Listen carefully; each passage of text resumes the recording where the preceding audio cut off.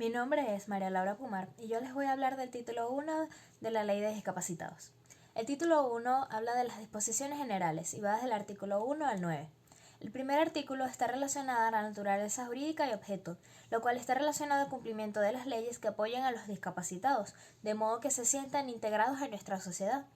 El segundo artículo habla de los órganos y entes de la administración pública y las personas de derecho privado, la cual nos dice que todos los entes a cualquier nivel, ya sea nacional, municipal o estatal, deben tomar a consideración a las personas que padezcan alguna discapacidad. El tercer artículo va del ámbito de aplicación, que vendría siendo todas las personas que padezcan algún tipo de discapacidad, ya sean venezolanos o extranjeros que residan legalmente en el país. El cuarto artículo va relacionado a los principios, los cuales señalan que las personas con discapacidad también merecen todas las ventajas como cualquier otro ciudadano. En el quinto artículo habla sobre lo que se define como discapacidad, la cual se puede dar por factores biopsicosociales de manera temporal, permanente o intermitente, y las maneras en las que puede afectar al individuo. El sexto artículo nos explica cómo una persona califica como discapacitada. Está ligada al artículo anterior, pues nos recalca que las personas discapacitadas son aquellas que presentan deficiencia o dificultad para realizar ciertas acciones o actividades. Se reconocen como discapacitados aquellos que presenten algún tipo de condición que los afecte de manera visual, auditiva, motora, intelectual, social, etc.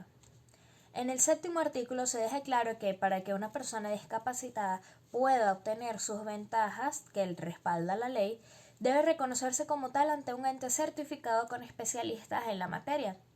El octavo artículo apoya a las personas con discapacidad en el ámbito de prestarles una atención integral, lo cual es responsabilidad del Estado, el cual brindará su apoyo indiferentemente del estrato social. El noveno y último artículo del primer título habla de la atención y protección familiar. En resumen, de la responsabilidad de la familia del individuo que presente la discapacidad.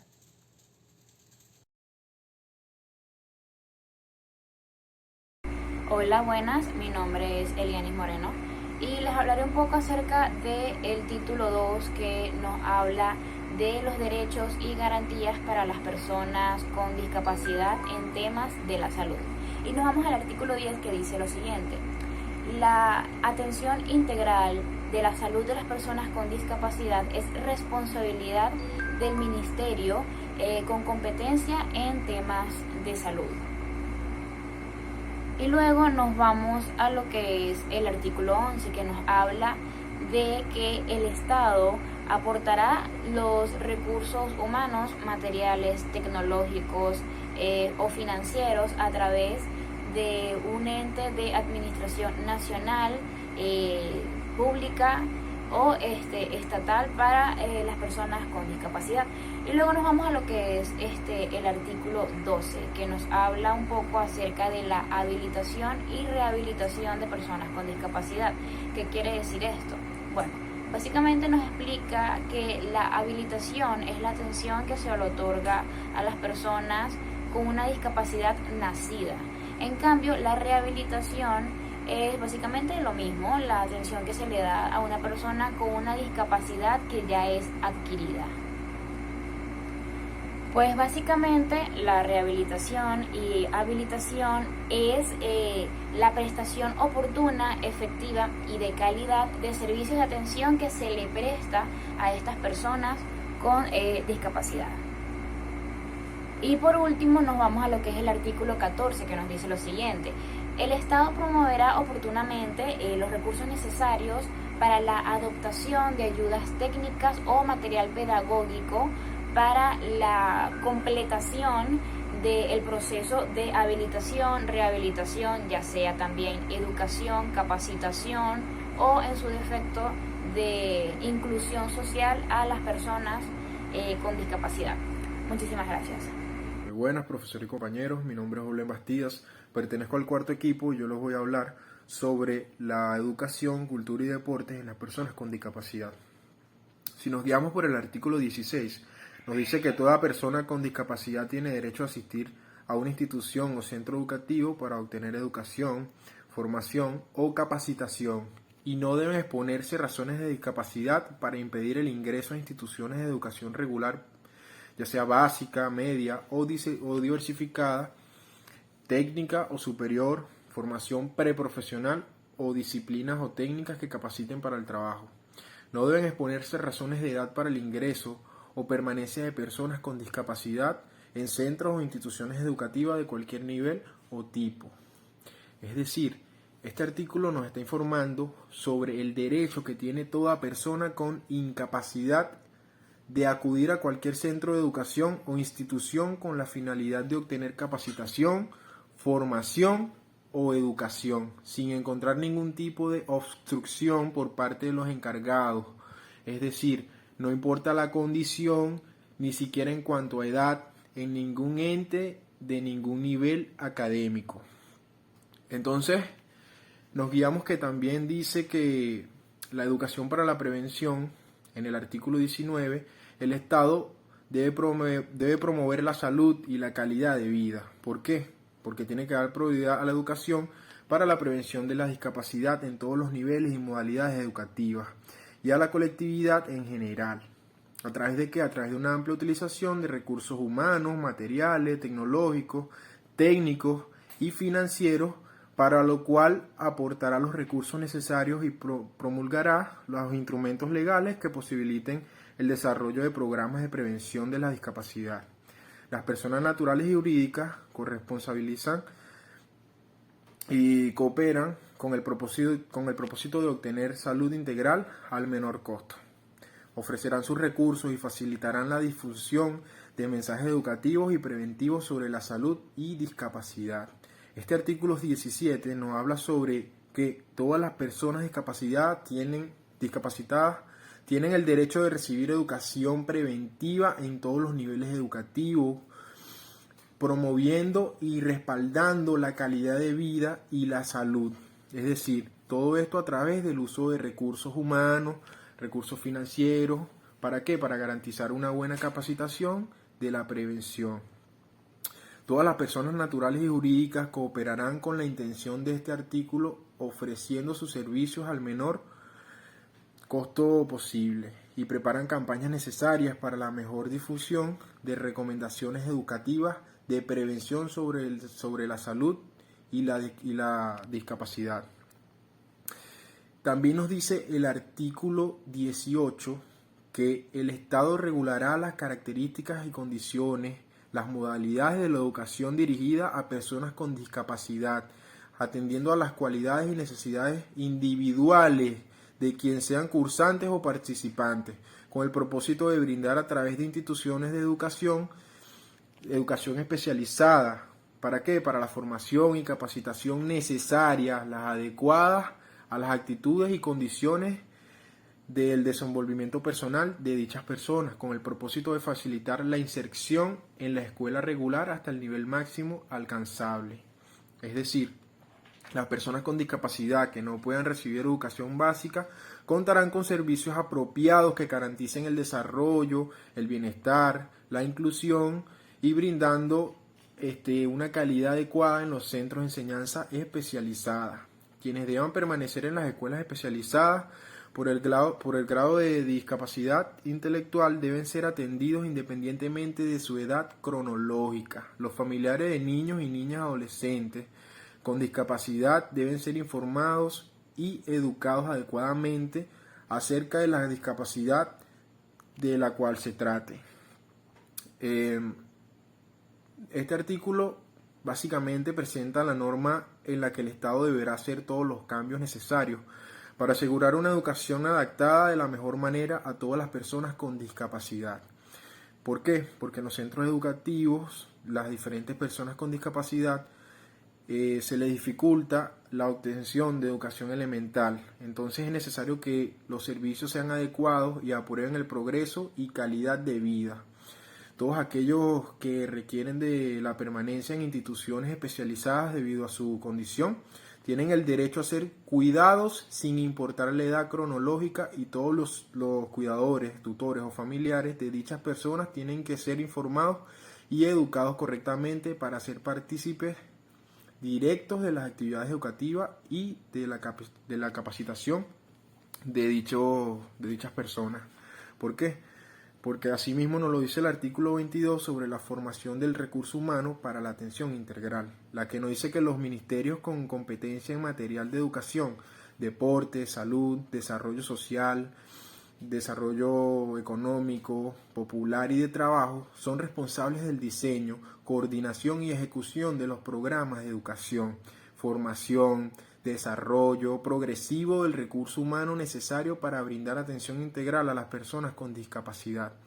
O sea, este artículo nos dice que los ministerios son los que van a hacer el plan de estudio en cualquier área a las personas con discapacidad para dárselo a las instituciones y a partir de ahí, con la educación de cada persona, para que así pueda tener una educación digna.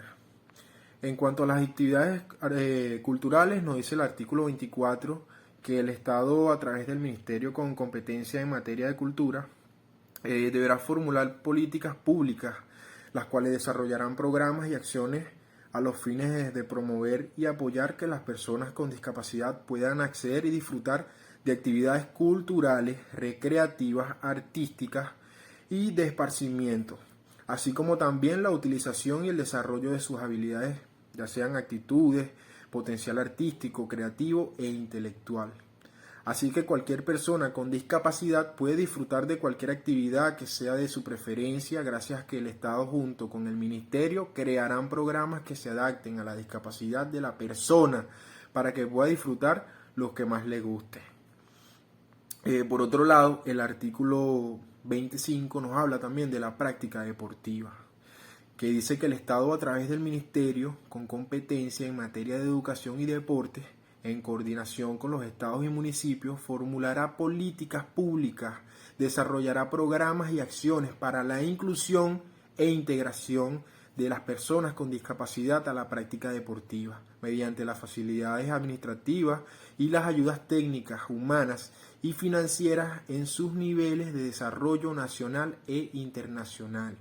El Estado, a través del Ministerio de Educación y Deportes, en trabajo combinado con municipios y alcaldías, ha dispuesto el desarrollo de prácticas deportivas físicas para personas con discapacidad. A tal efecto, ha implementado la colocación de equipos y máquinas manuales en parques y espacios abiertos para que sean de utilidad a la población en general. De igual manera, a través de campañas de divulgación masiva, se les informa a los usuarios de los beneficios que se obtienen al realizar deporte, tales como favorecimiento de la concentración mental, la activación de la circulación en la sangre, la producción de endorfinas, la cual es llamada la hormona de la felicidad, la mejora del sueño y tonificación de los músculos, favoreciendo la flexibilidad, estabilidad, orientación, percepción y seguridad física. También favorece la interacción con las demás personas, estimulando a la autoestima, fomentando la participación en grupos, o sea, socializando con otros, incluso estimulándoles a participar en competencias nacionales e internacionales. Mi nombre es Andreina Villalobos y les hablaré de manera general sobre el título 2, capítulo 3 y 4. Las personas con discapacidad sufren diversas formas de discriminación.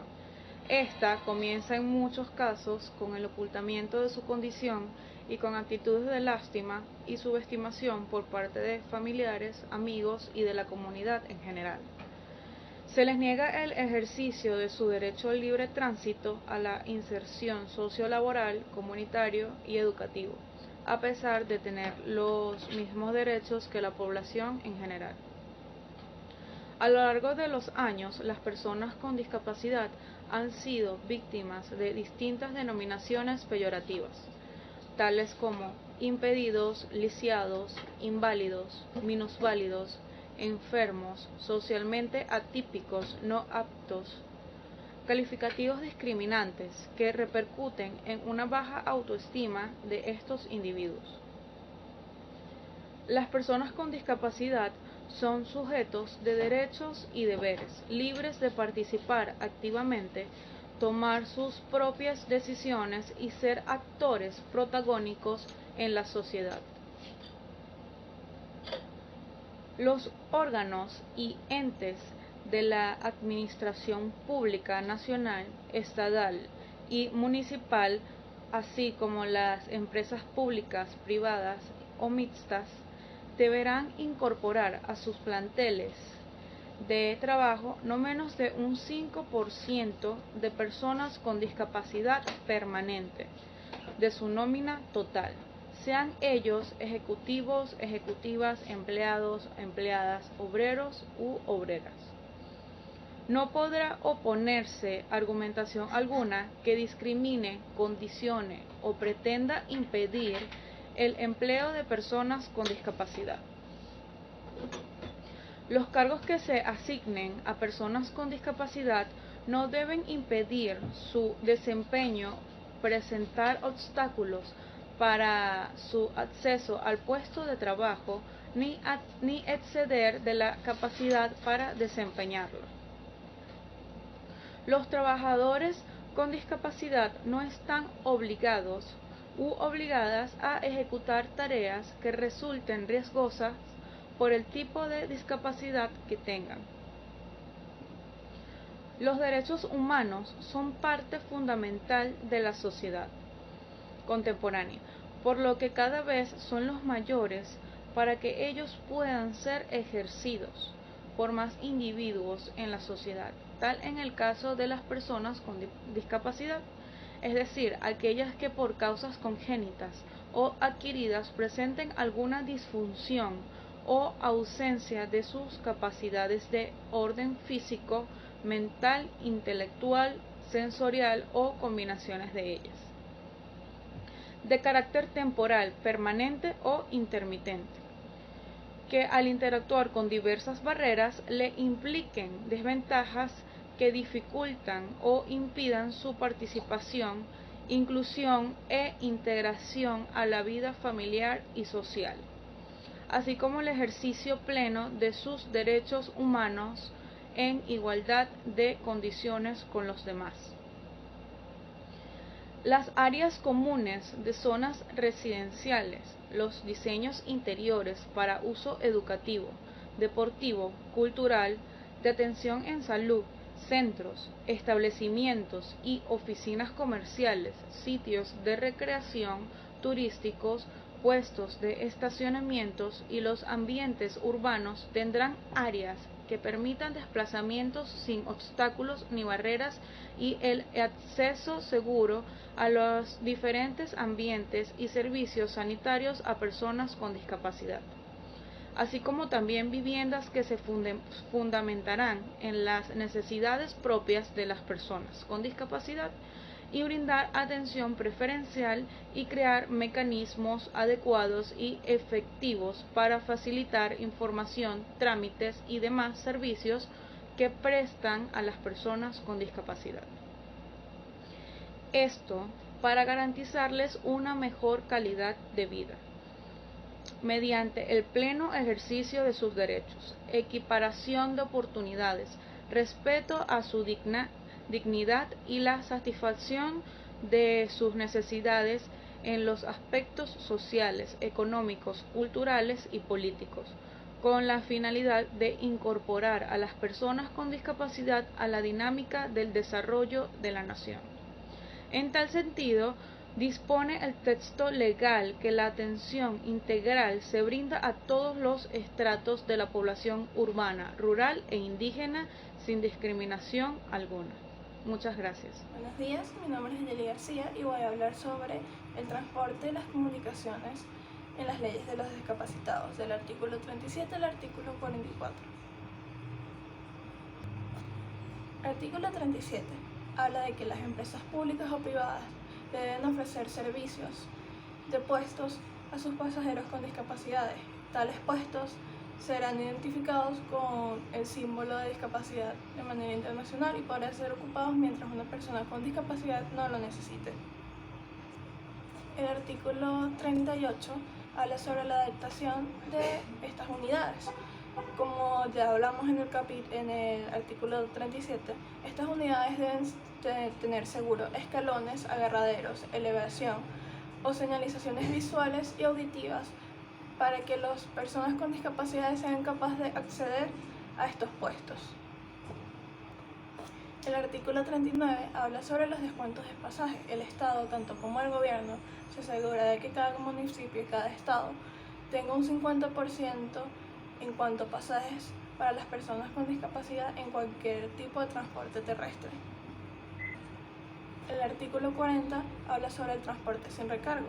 Se dice que aquellas personas con discapacidad no tendrán que pagar por las personas que llevan o acarrean sus sillas de ruedas o otro tipo de material para sus discapacidades.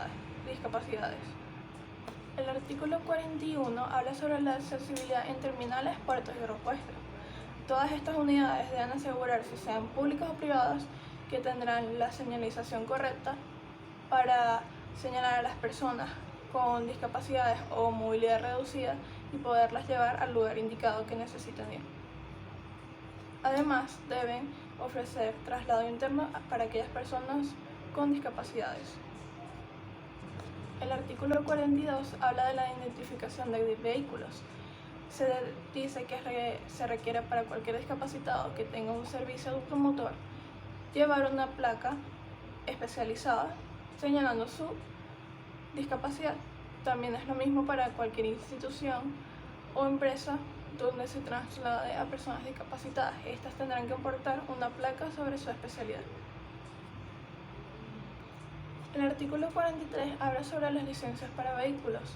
Cualquier persona discapacitada será capaz de portar un vehículo y pasar aquellas pruebas. Obviamente se hará exámenes médicos para probar cuánto es la medida de su discapacidad y cuánto hay que tomar medidas drásticas o de seguridad para cuidarlos.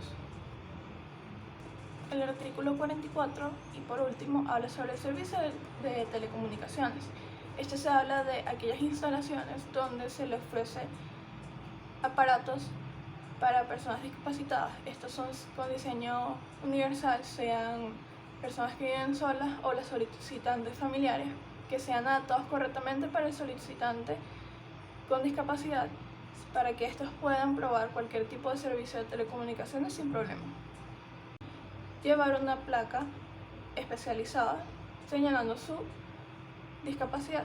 También es lo mismo para cualquier institución o empresa donde se traslade a personas discapacitadas. Estas tendrán que portar una placa sobre su especialidad. El artículo 43 habla sobre las licencias para vehículos. Cualquier persona discapacitada será capaz de portar un vehículo y pasar aquellas pruebas. Obviamente se hará exámenes médicos para probar cuánto es la medida de su discapacidad y cuánto hay que tomar medidas drásticas o de seguridad para cuidarlos. El artículo 44, y por último, habla sobre el servicio de telecomunicaciones. Este se habla de aquellas instalaciones donde se le ofrece aparatos para personas discapacitadas. Estos son con diseño universal, sean personas que viven solas o las solicitantes familiares, que sean adaptados correctamente para el solicitante con discapacidad, para que estos puedan probar cualquier tipo de servicio de telecomunicaciones sin problema. Y yo les voy a hablar del capítulo 2 del título número 3 del Consejo Nacional para las Personas con Discapacidad. Este capítulo tiene 11 artículos en total. El primer artículo es el artículo número 54, que habla del Consejo Nacional de las Personas con Discapacidad, o el CONAPTIS.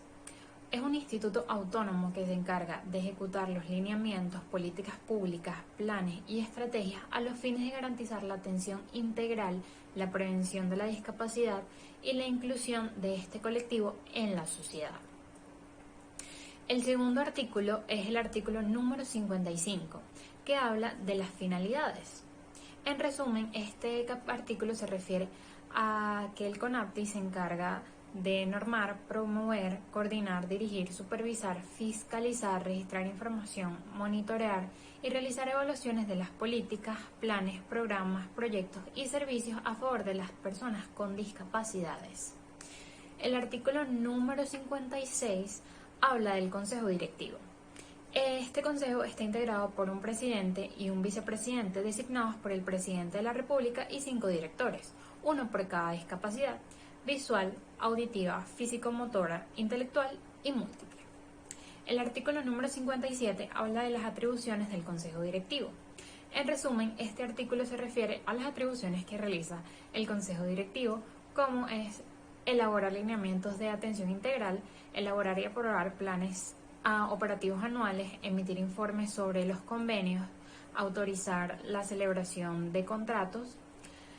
Y el artículo número 58 habla de las atribuciones del presidente o presidenta del Consejo Nacional para las personas con discapacidad. En resumen, las atribuciones son las siguientes: ejercer la dirección y administración del CONAPTIS, convocar y presidir las sanciones, impulsar y supervisar las actividades, informar al Consejo Directivo sobre los planes operativos y la ejecución de presupuestos, designar, dirigir, supervisar, por remover y destituir al personal subalterno y velar por el cumplimiento de esta ley. El siguiente artículo es el artículo número 59, que habla de las incompatibilidades a la hora de ejercer como parte del CONAPTIS. No podrán ejercer cargos las personas sujetas a interdicción, los declarados penal, administrativo y civilmente responsables, las personas que sean marido y mujer y representantes de personas jurídicas. El artículo número 60 habla del Consejo Consultivo. El Consejo Consultivo tiene por finalidad hacer efectiva la participación y el diálogo social en el proceso de igualdad de oportunidades, inclusión social, participación y accesibilidad de las personas con discapacidad. El siguiente artículo es el artículo número 61. Este se trata del patrimonio.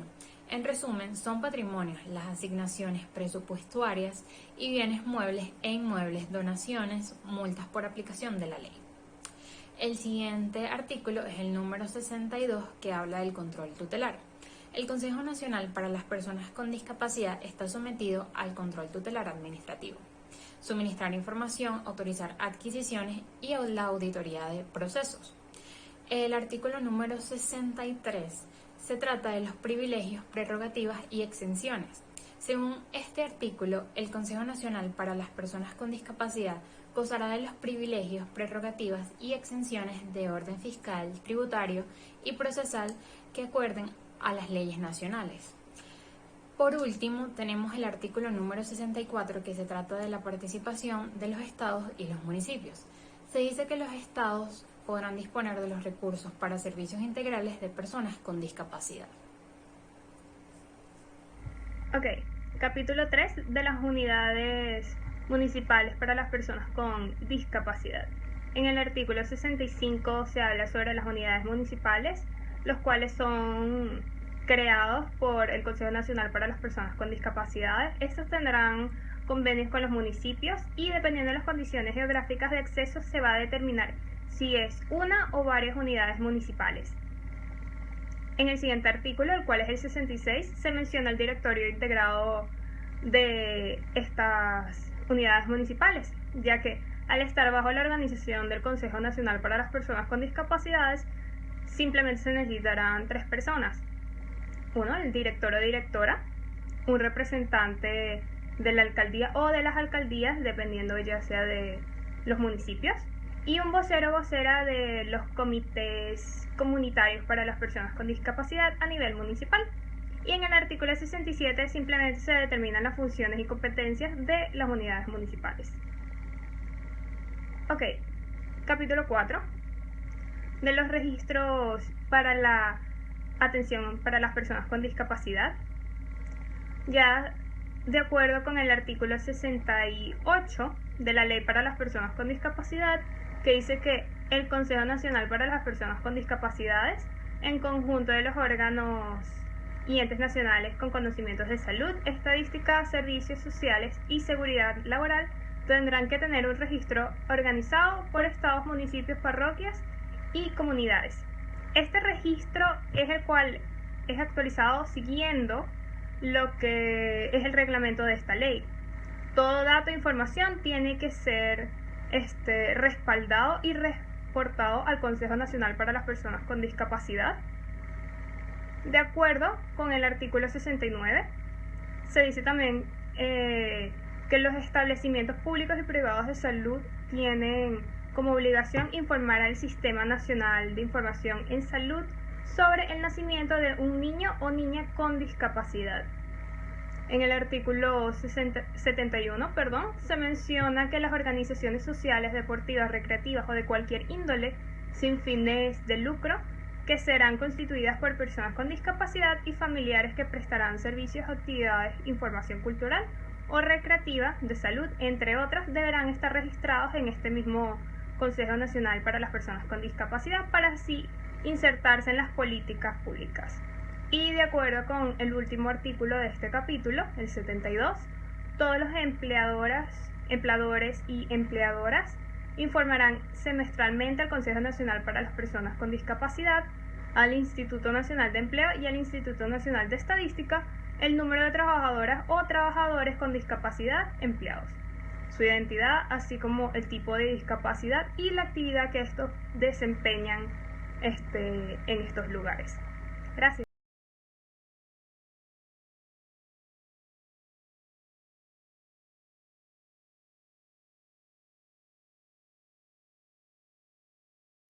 Buenos días, mi nombre es Miguel Chávez y le voy a hablar desde el artículo 68 hasta el 79 de la Ley de Personas con Discapacidad.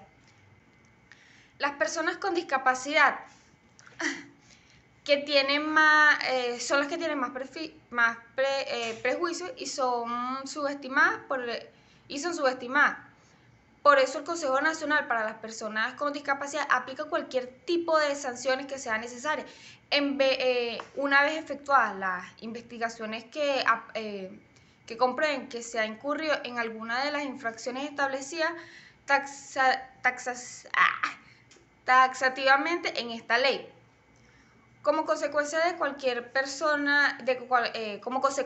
que cualquier persona infrinja la ley en contra de las personas con discapacidad y no justifique el por qué, se colocará una multa. El infractor o infractora, cuando no pague dicha multa dentro del plazo señalado en el artículo 74 de esta ley, se transmitirá conforme al procedimiento de ejecución de créditos fiscales previo en el Código de Procedimiento Civil. Si se llegase a reincidir, las personas naturales o jurídicas que fueron objeto de sanciones y reinciden en la infracción serán duplicadas en cada ocasión de reincidencia, en proporción a la aplicación de la sanción anterior. A los efectos de este artículo, el Consejo Nacional para las Personas con Discapacidad llevará un registro especial de las infracciones a nivel nacional. Para finalizar, los funcionarios públicos o las funcionarias públicas responsables de infracciones de esta ley por acción u omisión son objeto de instrucción de expediente administrativo con las consecuencias legales que ello acarree, sin prejuicio de lo contemplado en el ordenamiento jurídico. Muy buenas a todos, mi nombre es Santiago Martínez y mi punto en particular va desde el artículo 86 hasta el artículo 96 referente al capítulo 2 perteneciente al título 4 de la Ley de los Discapacitados. En estos artículos leeremos y entenderemos acerca de las diferentes multas y las sanciones que se le pueden aplicar a las personas o a las empresas. Un ejemplo de este podría ser el comienzo del capítulo 2 de las sanciones en particular. Se refiere el artículo 86 de que los organismos públicos y las empresas públicas, privadas o mixtas, a que hace referencia el artículo 31 de esta ley, responsable de las obras o que la constataren de las infracciones referidas, deberán corregir las fallas por sí mismas.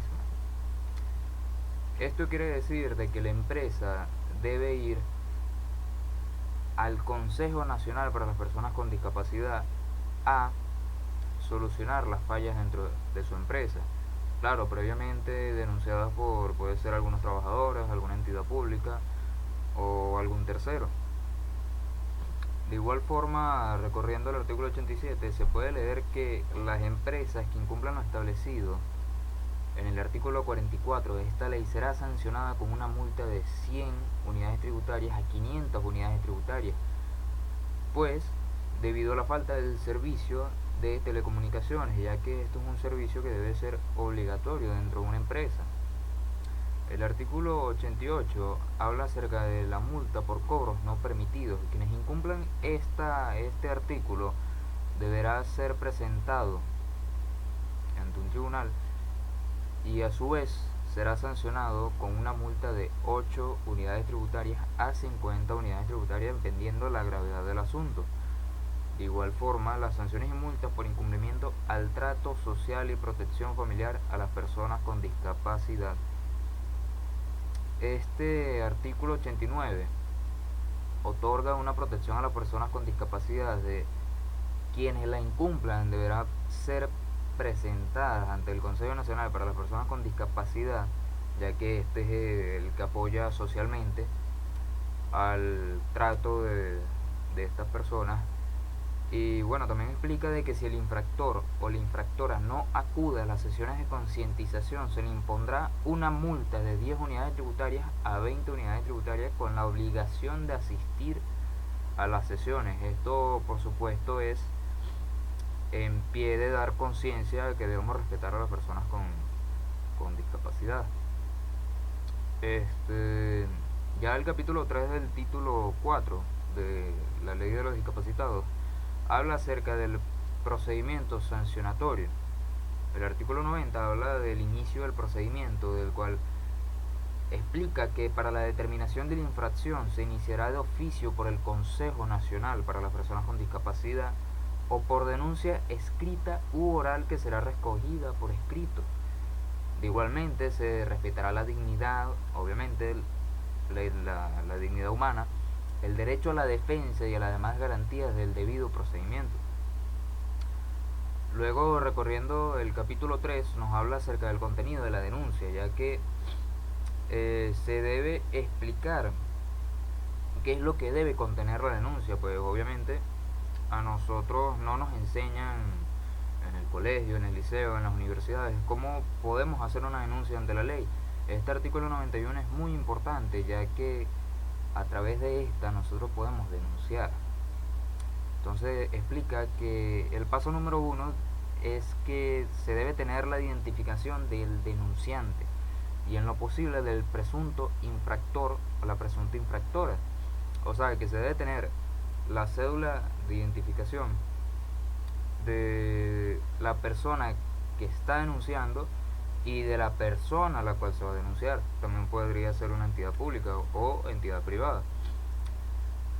De número 2 tenemos la dirección del presunto infractor o la presunta infractora, y si la conociera, a los fines de practicar las notificaciones pertinentes. Y se debe explicar en qué situación vive la persona infractora y en dónde. Igualmente se debe explicar los hechos denunciados, nos explica el anuncio número 3, y el anuncio número 4 hace referencia a los anexos que se acompañan, sean fotografías, así sean testigos, sean testimonios o sean pruebas de esta denuncia. De igual forma, esta hoja debe tener las firmas y las huellas dactilares del o los denunciantes y cualesquiera otra circunstancia que permita el esclarecimiento de los hechos. El artículo 92 nos explica acerca de las actas de apertura, ya que iniciado el procedimiento por el Consejo Nacional para las Personas con Discapacidad, se levantará un acta de apertura elaborada por el Consejo Directivo o por él o los funcionarios y funcionarias a quienes esta persona delegue. El acta de apertura debe estar motivada y tiene que establecer con claridad los hechos imputados y las responsabilidades que pudieran desprenderse de la constatación de los mismos hechos.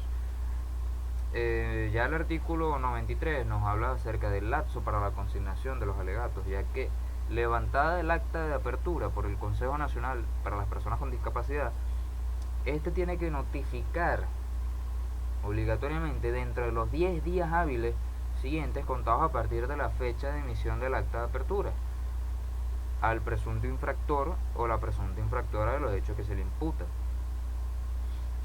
El artículo 94 nos explica que la consultoría jurídica del Consejo Nacional para las Personas con Discapacidad sustanciará el expediente, el cual deberá contener los actos, documentos, declaraciones perticias, informes y demás elementos de juicio necesarios para establecer la verdad de los hechos, ya que cualquier particular podrá consignar en el expediente los documentos que estimen pertinentes a los efectos de los hechos. Ya por el artículo 95 nos habla acerca de los actos de la sustanciación, que nos explica que el Consejo Nacional para las Personas con Discapacidad, a través de la consultoría jurídica a los fines de la debida sustanciación, podrá realizar, entre otros, diferentes actos. Esto puede ser requerir de las personas relacionadas con el procedimiento de los documentos o informaciones pertinentes para el esclarecimiento de los hechos.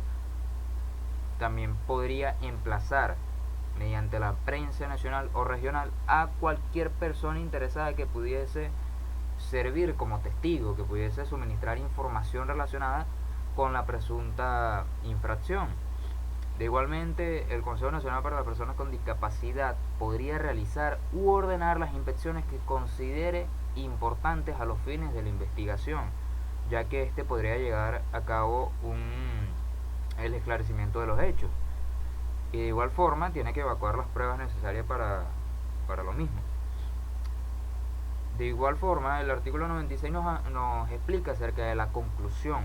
Luego del artículo 95, que se trata acerca de la investigación de todos los hechos, luego de la persona realizar la denuncia, el artículo 96 nos habla acerca de la conclusión. Este nos explica que la sustanciación del expediente deberá concluirse dentro de los 45 días hábiles siguientes, contados a partir de la fecha de emisión del acta de apertura. De hecho, esto no es solamente explícito de la ley de los discapacitados, es obligatorio en cualquier denuncia de que una persona denuncia y tiene 45 días hábiles para que la entidad pudiese investigar y esclarecer los hechos.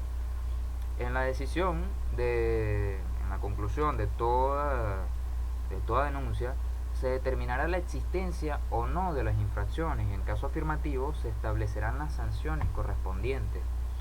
Esto ya llevaría a cabo el tribunal y sería otra cuestión. Y pues así como los correctivos a que hubiese lugar.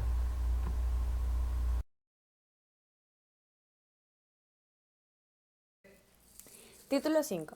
Disposiciones transitorias, derogativas y finales. Capítulo 1. Disposiciones transitorias. Primera.